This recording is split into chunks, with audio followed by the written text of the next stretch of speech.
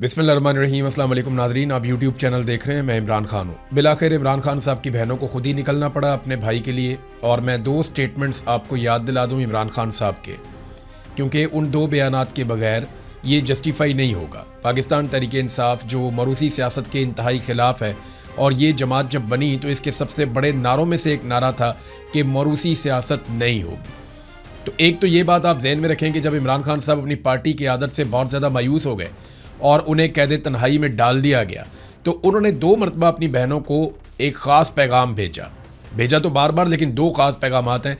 एक, इमरान खान साहब ने कहा कि मेरी बहनों को कहो कि जितनी जल्दी हो सके मुझे आकर मिले। ये वो आखिरी पैगाम है जो बाहर आया इमरान खान साहब की ज़बानी, और ये मैंने रिपोर्ट किया था और उसके बाद इसकी तस्दीक भी हो गई। दूसरा एक पैगाम इमरान खान साहब ने अपनी बहनों के लिए भिजवाया था जेल में से, जब उनकी मुलाकातें बंद होने के करीब पहुंच गई थी। तो इमरान खान साहब ने कहा था कि मेरी बहनों से कहो कि मेरे लिए आवाज़ उठाएं, क्योंकि उन्हें इस बात की समझ आ गई थी कि पॉलिटिकल लोगों को मिलिट्री एस्टेब्लिशमेंट ने बहुत हद तक दबा दिया, और अब किसी भी लेवल तक अगर कोई जाएगा इमरान खान साहब के लिए तो वो या पाकिस्तान के अवाम है या इमरान खान साहब की बहनें। तो उन्होंने दो मरतबा अपनी बहनों को ये पैगाम भेजा, और उनकी बहनें बार बार अडयाला जेल के बाहर आती रहीं। उन्होंने सारी कोशिश की, बार बार पॉलिटिकल पार्टी को बुलाती रहीं। जिन लोगों ने इमरान खान के नाम के ऊपर वोट लिए और वो इक़्तिदार के मज़े ले रहे हैं, उन तमाम लोगों को इमरान खान की बहनों ने बार बार मुलाकात करके मिन्नत की, तरले किए, उनको समझाया, उनको बार बार बताया, उनका फ़र्ज़ याद दिलाया, इमरान खान के पैगामात उनको बार बार पढ़ के सुनाए, लेकिन उन्होंने हिम्मत नहीं की, वो लोग निकले नहीं। तो बिलाखिर इन ख़वातीन को अब खुद निकलना पड़ रहा है। अलीमा खानम साहिबा पहुंची खैबर पख्तूनख्वा में, और यहाँ से उन्होंने आगाज़ किया है। अकराम के इलाके में हज़ारों लोगों ने उनका इस्तकबाल किया। तैमरगढ़ में गई, वहाँ पे भी बहुत ज़बरदस्त उनका जो इस्तकबाल है वो हुआ है।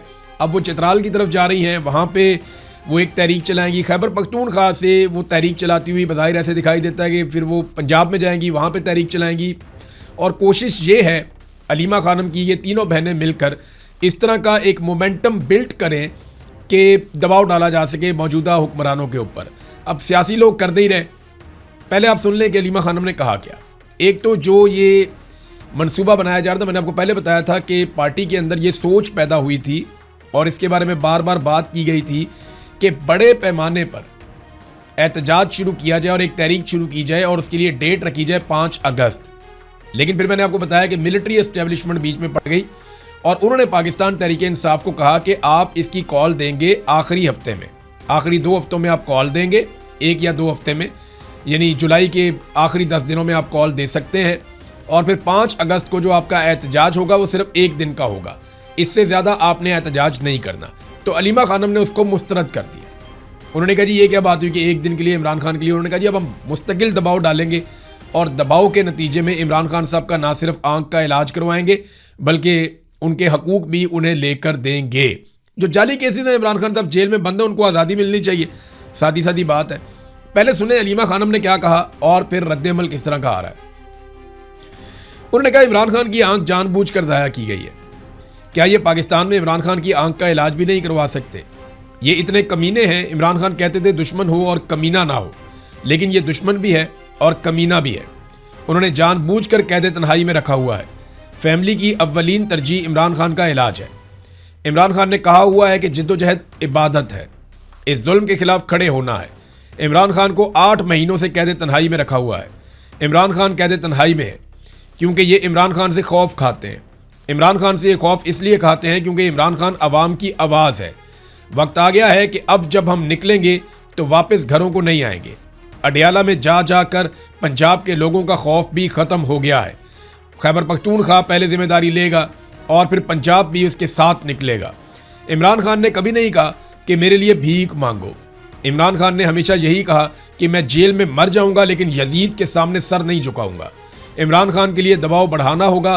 तहरीक का मकसद दबाव बढ़ाना है। जब हम सुनते हैं कि बातचीत हो रही है, ये लोग भीख मांग रहे हैं, किस चीज़ की भीख मांग रहे हैं, किस चीज़ की बातचीत कर रहे हो? 80% पाकिस्तानी इमरान खान के साथ खड़े हैं। पहले अपनी ताकत तो दिखाओ, फिर बातचीत करना। बातचीत ताकत की पोजीशन से करो, ये बात बिल्कुल ठीक है। देखिए, जब आपके साथ इतनी बड़ी पॉलिटिकल पार्टी है, इतनी बड़ी तादाद में आपके साथ पब्लिक है, तो आपकी पोजीशन हमेशा बेहतर होती है। एक बात मरीम नवाज़ ने कही थी, नवाज शरीफ भी ये बात कहते थे कि पहले मुज़ामत होगी तो फिर मफामत होगी। जब आप ताकत की पोजीशन में बैठते हैं बात करने के लिए, जैसे ईरान बातचीत करने के लिए बैठा तो टेबल पे उसने बहुत कुछ हासिल किया। कमजोरों के साथ तो कोई बातचीत भी नहीं करता, हासिल क्या करना है। इमरान खान ने 1 साल कबल कहा था कि खैबर पख्तूनख्वा में अपनी तंजीम को मजबूत करो। सुहेल अफरीदी को स्ट्रीट मूवमेंट का कहा था। वक्त आ गया है, तहरीक को आगे बढ़ाओ, तंजीम मजबूत करो, सब कारकुनान अपने MNAs MPs पर दबाव बढ़ाएं। हुकूमत पाकिस्तान कोलैप्स कर चुकी है। ये वो बात है जो मैं कई दिनों से आपको बता रहा हूं कि ये मुकम्मल तौर पे कोलैप्स कर गए। आसिम मुनीर साहब के हाथ पांव फूले हुए हैं, उनका रजीम मुकम्मल तौर पे नाकाम हो चुका है। अब वो ये सोच रहे हैं कि मलबा डालना किस पर है। मलबा डालने के लिए उन्हें मिल कोई नहीं रहा।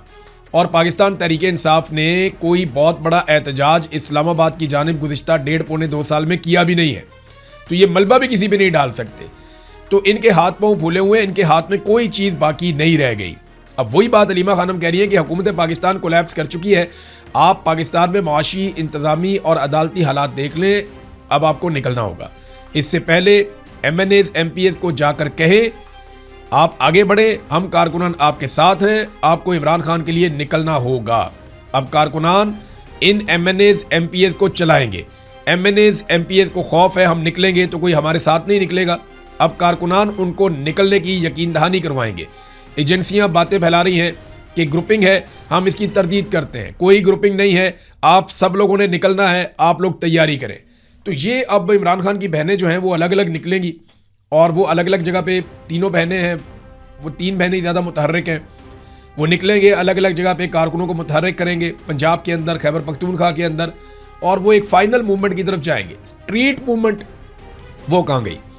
तो मैं आपको ये बता दूं कि इमरान खान ने जुनैद अकबर को कहा था कि आपने करनी है पार्टी की तंजीम साजी और छोड़ दें आप बाकी सारी चीज़ें, और चेयरमैन पब्लिक अकाउंट्स कमेटी है वो सब आप छोड़ दें, आप पार्टी की तंजीम साजी करें।